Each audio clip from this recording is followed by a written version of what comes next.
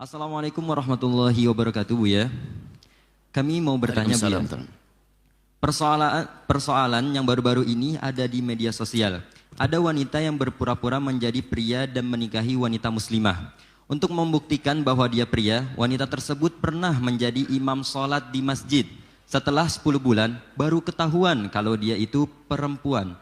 Mereka menikah secara sirri. Apakah wanita yang dinikahi laki-laki jadi-jadian tersebut layak disebut janda? Apakah perlu ditalak juga, Buya? Bagaimana, Buya, penjelasannya? Wassalamualaikum warahmatullahi wabarakatuh. Assalamualaikum. Tidak ada pernikahan perempuan dengan perempuan. Maka karena tidak terjadi pernikahan, ya nggak ada perceraian. Ya nggak disebut sebagai janda. Ya sudah, nggak ada nikah. Bagaimana kok bisa terjadi? Apa perempuannya tertipu juga? Bagaimana di selama ini? Atau memang persekongkolan dari orang-orang yang mohon maaf kelainan, didoakan kalau ada orang kelainan, mohon maaf, laki-laki senang laki-laki, perempuan senang perempuan. Itu ujian besar. Maka hendaknya kita kasih sayangi mereka dengan cara kita ajak mereka untuk tobat, untuk sadar bahwasanya itu adalah haram. Perempuan dengan perempuan dosa. Bukan dicaci dan diolok, ingat, bukan dicaci dan diolokkan, tapi diarahkan, dikembalikan. Perlu dibantu oleh psikolog itu. Dia mentalnya yang rusak itu, sehingga perempuan senang dengan perempuan. Yang jelas sesuai dengan pertanyaan, karena perempuan dengan perempuan tidak ada pernikahan, sehingga tidak perlu ada perceraian dan tidak akan menjadi janda perempuan tersebut karena memang tidak menikah.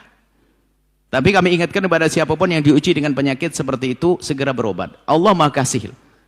Anda yang punya penyakit perempuan sedang sama perempuan, segera berobat. Allah akan ngasih jalan, dan harus Anda yakini bahasanya perempuan dengan perempuan, laki dengan laki adalah haram dan dosa, menjadikan Allah murka. Dan jangan main-main urusan itu.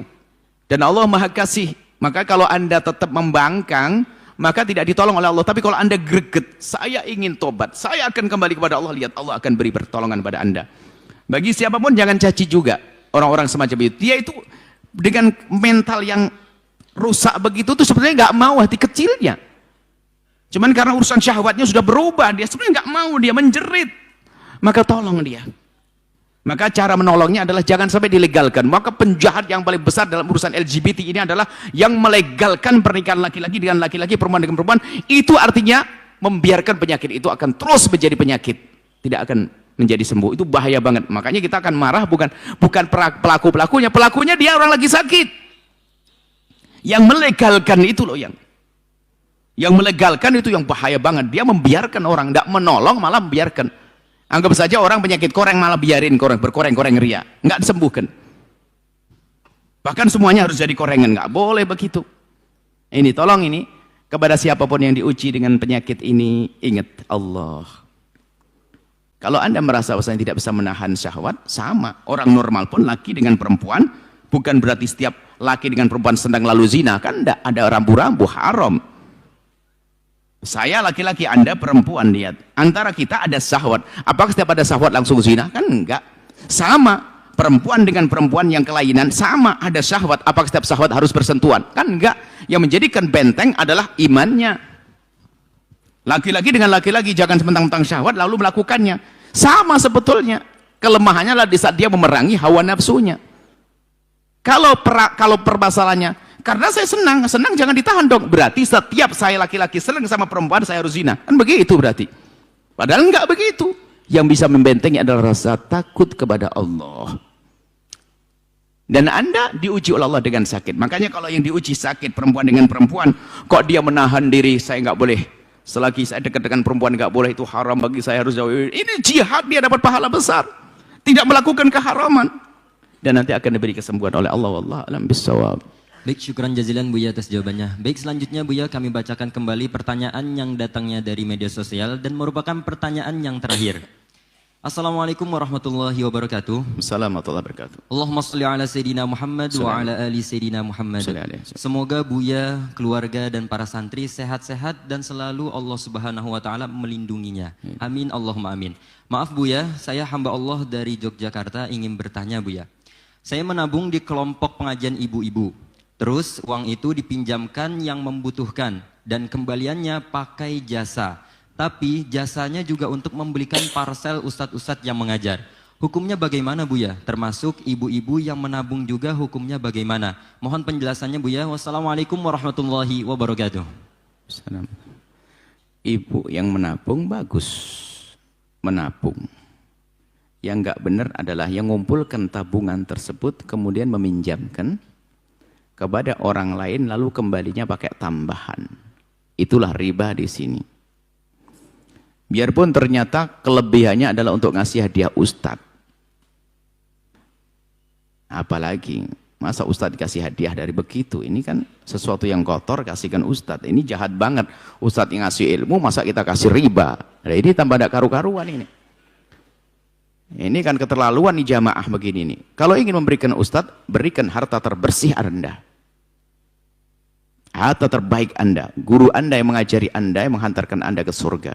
Jangan diberi hal-hal semacam itu. Nah ini. Ustadznya nggak tahu, ya nggak ada masalah dia. Yang tahu ini. Maka hendaknya hal-hal semacam ini harus dicermati. Begitulah pinternya setan. Memasukkan orang dalam keharaman pakai gaya kebaikan. Hadiah buat ustadz. Terpesona, lupa mikir hadiah buat ustadz. Sehingga mungkin digedein nanti kembalinya gede. Biar kita hadiahnya ustadznya biar semakin besar. Jadi hanya melihat hadiahnya pada ustadz, nggak tahu sumbernya dari yang haram. Nah inilah. Ini namanya orang masuk neraka lewat Mekah itu ada begitu tuh. Jadi kelihatannya berbuat baik tapi sesungguhnya dia melakukan keharaman. Mending begini kalau ingin ngasih hadiah sama ustadz.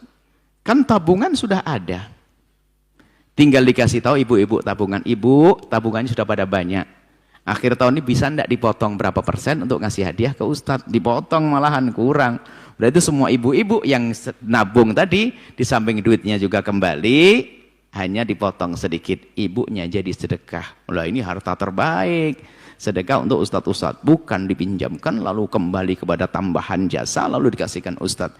Ini namanya kurang ajar sama ustadz dan kepada Allah juga. Nah, kan melakukan keharaman. Semoga Allah menjauhkan kita dari keharaman, menjauhkan kita dari riba, mudahkan kita mengentaskan diri dari sebab kehinaan, dan semoga Allah menjauhkan kita dari merendahkan siapapun, ya, merendahkan umat Nabi.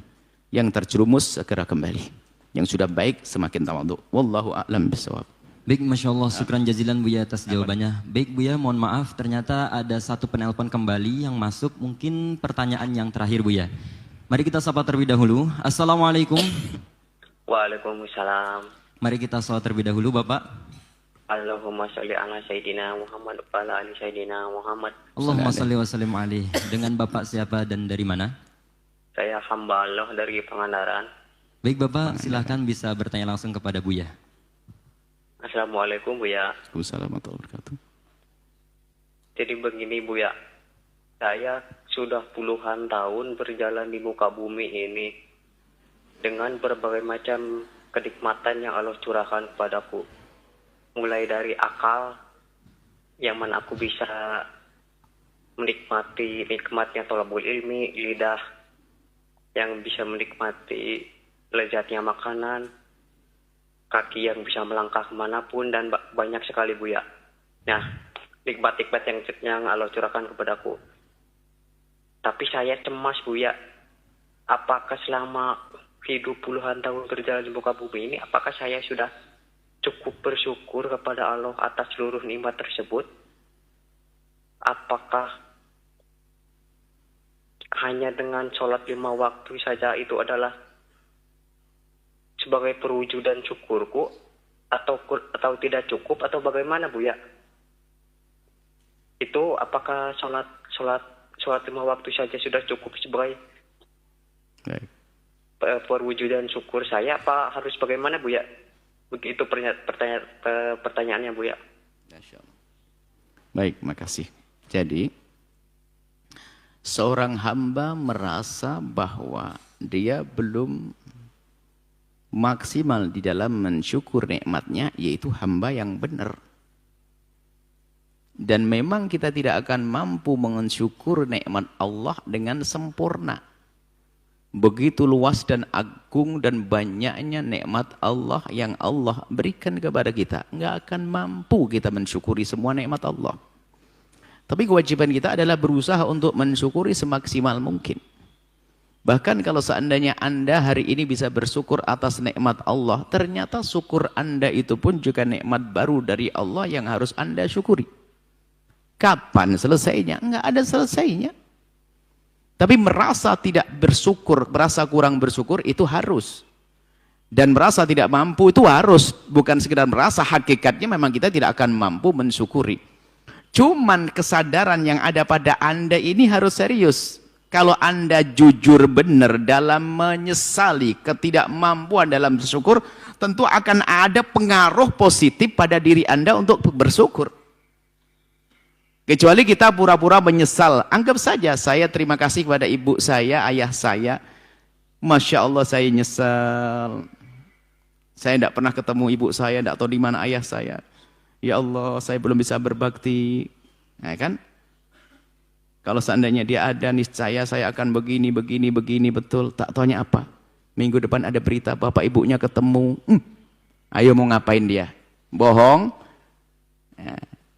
Kalau memang dia benar-benar ingin mengabdi, ada itu orang tuanya. Baikin orang tuanya sama dengan Allah. Kalau memang Anda dan semuanya merasa belum bersyukur dengan maksimal, lacak dong nikmat Allah. Anda sudah bicara tentang lesan. Anda sudah merasakan begitu banyaknya kenikmatan yang Allah berikan melalui lesan Anda bisa menikmati makanan-makanan. Maka cara mensyukurinya sederhana. Saya harus makanan yang halal dong. Kalau haram, no. Aku tidak menikmati, tidak mensyukuri dong. Haram tidak. Itu cara mensyukuri sederhana kok. Kemudian apa lesan saya gunakan untuk berzikir dong. Lah Anda pakai atau tidak? Jangan hanya 5 waktu dong. Kan ibadah kebaikan tidak hanya 5 waktu. Oke. Anda punya kaki untuk berjalan, yang Anda rasakan tuh nikmat Allah bisa berjalan. Tanyakan pada diri Anda, kemana engkau berjalan? Jika berjalan pada ibunda Anda untuk sungkem, hormat, menolong, itulah syukur. Atau pergi ke masjid untuk melakukan sholat, syukur.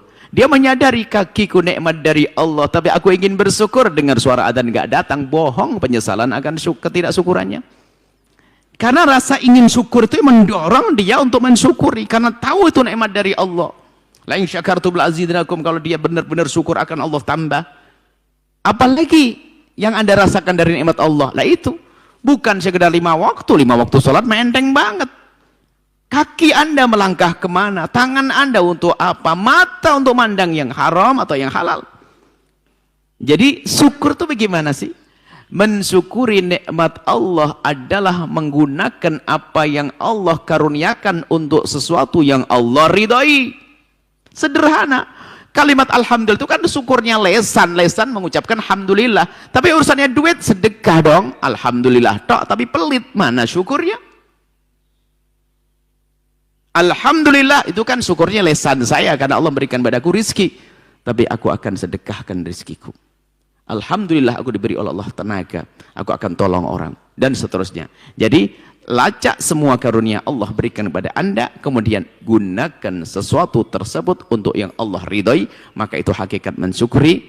Dan ingat, sehebat apapun Anda mensyukuri nikmat Allah, maka nikmat Allah jauh-jauh lebih agung daripada syukur kita. Wallahu a'lam bissawab. Yang ingin berkorban, yang tadi kurang kambing, siapin banyak kambing di sini ya. Kita banyak kambing-kambing sehat ya.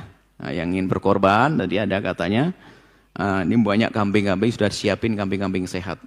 Yang ingin berkorban langsung saja, Al-Bahjah juga melayani penyembelihan korban dan juga disalurkan. Langsung aja, yang ingin kambing jenisnya bagaimana, ya, gedenya seberapa, Anda langsung ke informasi, hubungi langsung ke 0852 6503 6244 atau 0811 2343 577, atau transfer langsung senilai kambing tersebut yang Anda inginkan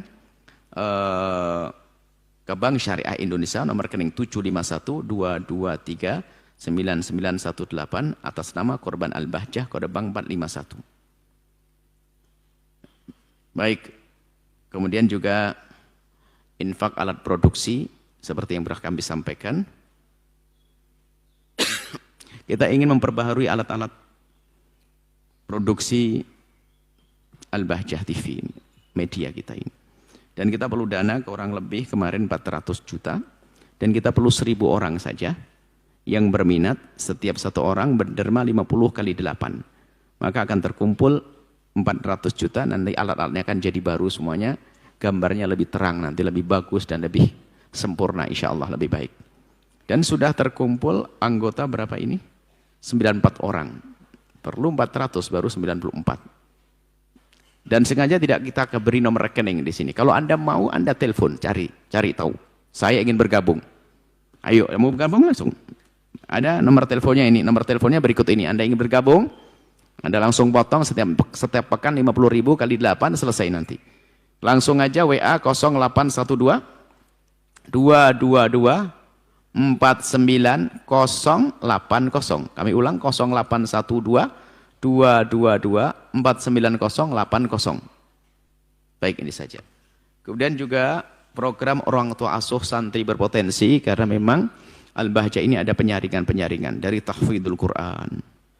Ini selain pendidikan formal yang akan dihantarkan ke kampus-kampus ya, tapi ini ada pendidikan non formal yang mereka mencetak ulama-ulama Rasulullah, dan mereka adalah kita saring dari tahfidz, kemudian setelah tahfidz, tafakuh tahfidz, asasnya adalah menghafal Quran. Setelah itu mereka masuk mempelajari ilmu nahwu, bahasa Arab, kemudian mengenal ilmu-ilmu agama, materi-materi yang lainnya, baru nanti kita masukkan di pendidikan kuliah yang ada di Al-Bahjah sini. Dan itu memang perlu biaya besar karena guru-guru dan yang lain sebagainya, dan mereka adalah calon-calon juru dakwah baginda Nabi. Maka jadikan mereka anak-anak Anda. Ayo, yang tidak punya anak khususnya, jadikan mereka anak-anak Anda. Anda kalau perlu melihat dari dekat mereka itu, anak-anak yang berbakat itu. Anda melihat dari dekat bagaimana belajar mereka, apa yang mereka bisa saat ini. Yang sudah aku biaya bertahun-tahun, apa yang mereka dapat. Anda lihat, itulah anak-anak Anda. Khususnya yang tidak punya anak, atau punya anak, pengen lebih banyak anaknya lagi. Nah ini, bahkan kalau Anda ngurusi anaknya hamba Allah, maka Allah akan ngurusi anak Anda. Atau anak yang badung, bandel, Masya Allah susah diatur, niatkan. Anda menolong anak hamba Allah, semoga Allah menolong anak-anak Anda.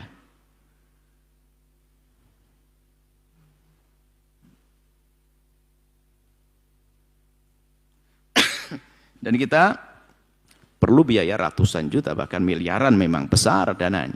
Kita perlu dana besar. Maka kami ajak kepada Anda yang tahu apa, ingin tahu informasinya, langsung aja ke nomor telepon 0811 2234 447. Adapun bagi yang ingin langsung berderma untuk jadi orang tua asuh santri berpotensi, langsung ke Bank Syariah Indonesia nomor rekening 77755550052 kode bank 451 atas nama orang tua asuh Al-Bahjah. Baik, mari kita tutup dengan doa. Bismillahirrahmanirrahim. Alhamdulillahirabbil alamin. Allahumma shalli ala sayyidina Muhammad wa ali sayyidina Muhammad. Allahumma ya Allah, pandang kami dengan kasih sayang dan cinta dari-Mu ya Allah. Berikan kepada kami segala kebaikan di dunia dan di akhirat. Ya Allah, pandang orang tua kami, guru-guru kami dengan kasih sayang-Mu ya Allah. Pandang orang tua kami dan guru-guru kami dengan kasih sayang-Mu ya Allah. Yang telah kembali, ampuni dan angkat derajat mereka. Muliakan mereka di alam barzah. Yang masih hidup, panjangkan umur mereka dalam ketaatan serta sehat walafiat. Dan kami mohon ya Allah, ya Rahman, ya Rahim, jaga mereka. Keluarga kami ya Allah, wujudkan keindahan dalam rumah tangga kami. Suami istri yang saling mencintai karena-Mu ya Allah, dengan anak yang saleh-salehah. Anak yang saleh-salehah yang dibanggakan kekasih-Mu Nabi Muhammad. Ya Allah, anak-anak kami jaga mereka semua ya Allah. Jadikan mereka anak-anak ahli surga ya Allah. Lembutkan hati mereka, lembutkan perilaku mereka, lembutkan akhlak mereka. Anak-anak kami semua ya Allah, kami semua ya Allah. Dan para santri semua yang belajar bersama kami, berikan kemudahan, kebaikan, akhlak yang mulia. Jadikan mereka anak-anak yang dibanggakan oleh orang tua mereka ya Allah. Jadikan mereka umat yang dibanggakan oleh kekasih-Mu Nabi Muhammad. Jadikan mereka murid-murid yang dibanggakan oleh guru mereka. Dan semua yang menghadiri acara ini atau mengikuti acara ini ya Allah, yang mengikuti acara ini, berikan segala kebaikan di dunia dan di akhirat ya Allah. Pandang mereka dengan kasih sayang-Mu ya Allah. Yang sempit rezeki mereka lapangkan dengan rezeki yang halal penuh berkah. Yang sakit sembuhkan. Yang punya hutang mudahkan dalam bayar hutang ya Allah. Ya Allah, semua yang bergabung dalam acara ini berikan kemuliaan ya Allah. Mereka itu ya Allah, yang jualan di pinggir-pinggir jalan, sopir-sopir angkot dan yang lainnya ya Allah, yang ikut mengatur jalan-jalan yang ada di sana. Semua ya yang di dalam hatinya kerinduan untuk mendukung program kemuliaan ini, muliakan mereka semua ya Allah. Engkau Maha tahu siapa mereka dan di mana mereka ya Allah. Kami mohon ya Allah, jadikanlah pertemuan ini muqaddimah pertemuan kami kelak di surga bersama kekasih-Mu Nabi Muhammad ya Allah. Berikan kepada semua yang telah berjuang bersama kami segala kebaikan, ya Allah. Engkau maha tahu siapa mereka dan di mana mereka. Semua yang telah berjuang bersama kami, berikan kebaikan di dunia dan di akhirat untuk diri dan keluarga mereka, ya Allah. Dan kirimkan kepada kami hamba-Mu yang tulus dan ikhlas, ahli surga-Mu yang bisa berjuang bersama kami. Dan kami mohon, ya Allah, jadikan kami bersama mereka. Jangan tinggalkan kami, ya Allah. Ya Allah, jauhkan kami dari sebab kehinaan, jauhkan kami dari riba.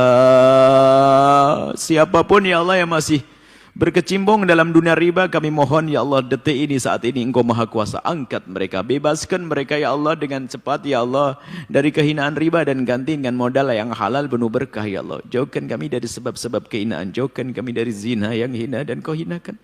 Jauhkan dari mukaddimah zina, ya Allah. Cukupkan kami dengan yang halal darimu, ya Allah, hingga kami tidak menengok kepada yang haram. Jauhkan dari judi, dari minuman keras semua, ya Allah. Anak-anak kami, jaga mereka semua, ya Allah. Berikan kepada mereka kesuksesan di dunia dan di akhirat, ya Allah.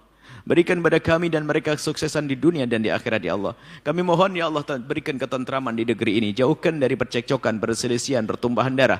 Dan kami mohon, angkat kami untuk menjadi juru damai di negeri ini, ya Allah. Juru damai di negeri ini, ya Allah.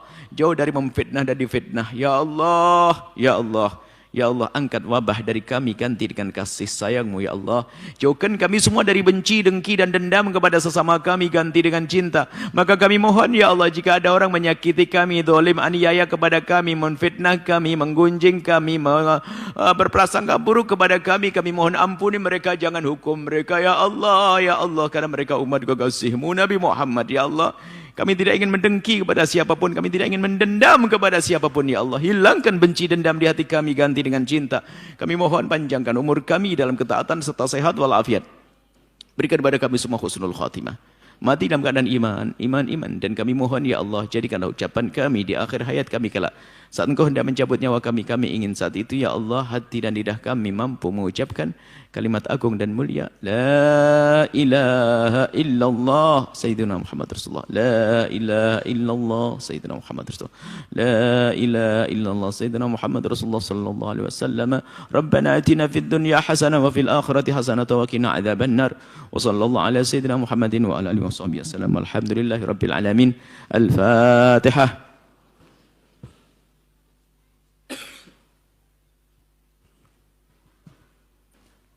Terima kasih, mohon maaf dan mohon doa selalu. Wabillahi taufiq wal hidayah. Assalamualaikum warahmatullahi wabarakatuh. Waalaikumsalam warahmatullahi wabarakatuh.